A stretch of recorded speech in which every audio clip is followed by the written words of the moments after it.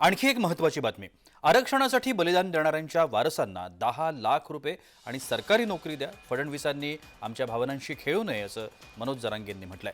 नामदेव शास्त्रींना कोणीतरी शिकवत असेल असं देखील जरांगे म्हणालेत. गुंडांचा आसरा घेऊन संप्रदाय चालवतील असं वाटत नाही असं देखील मनोज जरांगे यांनी म्हटलंय.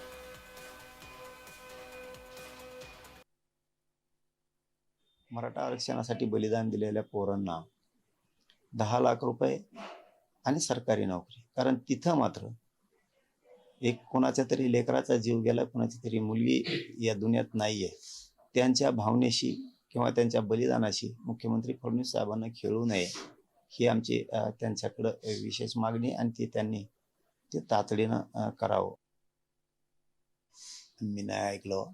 मला नाही वाटत की न्यायाचार्य एक मोठे महंत आहेत. बघा, महाराजांबद्दल गडाबद्दल महंताबद्दल बोलू नये. राजकारणी काही डागाळलेले लोक असतील, बोलले असतील की नसतील मला माहित नाही, पण मला वाटत नाही ते बोलले असतील.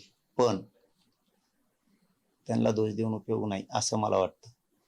जाणाऱ्यानं शिकवलं असेल एखाद्या वेळेस, जाणार त्यांना काय बिचारायला माहिती, इकडे बसून जाणाऱ्याने सांगितलं असेल असं म्हणा तसं म्हणा, मग असं झालं मग तसं झालं, आणि त्यांना दोष देण्यापेक्षा शिकवणाऱ्यानं जेव गेलाय